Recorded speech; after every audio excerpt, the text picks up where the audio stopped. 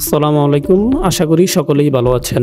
নতুন যুগে প্রবেশ করেছে বাংলাদেশ নৌবাহিনী। আধুনিক সাবমেরিন সংযুক্তির ঘোষণা, সমুদ্রসীমার বাইরেও নিরাপত্তা দেওয়ার অঙ্গীকার, সব মিলিয়ে বদলে যাচ্ছে বঙ্গোপসাগরের নিরাপত্তা চিত্র।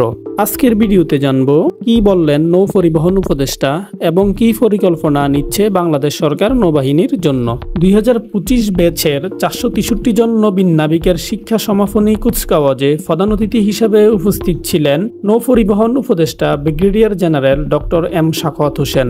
সেখানে তিনি এক বড় ঘোষণা দেন, বাংলাদেশ নৌবাহিনীর জন্য নতুন সাবমেরিন ক্রয়ের উদ্যোগ নেওয়া হয়েছে। তিনি বলেন, নৌবাহিনীকে যুগোপযোগী করে গড়ে তুলতে সাবমেরিন সংযুক্তি সহ নানা পদক্ষেপ নেওয়া হয়েছে।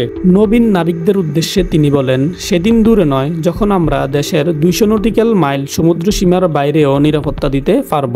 এটি স্পষ্ট ইঙ্গিত দেয় বাংলাদেশ নৌবাহিনী শুধুমাত্র উপকূল রক্ষা নয়, বরং সামুদ্রিক প্রভাব বিস্তারে আরও এগিয়ে যাচ্ছে।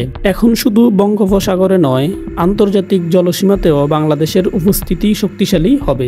দেশের গুরুত্বপূর্ণ বন্দরগুলোকে রক্ষা করার জন্য নৌবাহিনীকে আরও সক্রিয়ভাবে সংযুক্ত করার পরিকল্পনা করা হচ্ছে। নৌবাহিনী কেবল যুদ্ধজাহাজ বা সাবমেরিনে সীমাবদ্ধ নয়, বরং বন্দর রক্ষা, মেরিটাইম ট্রেড রোড, সিকিউরিটি ও সমুদ্র সম্পদ রক্ষায় বড় ভূমিকা রাখছে। নতুন সাবমেরিন, আধুনিক টেকনোলজি এবং বিস্তৃত সামুদ্রিক কৌশল সব মিলিয়ে বাংলাদেশ নৌবাহিনী এখন ভবিষ্যতের জন্য সম্পূর্ণ প্রস্তুত। আপনার মতামত কি?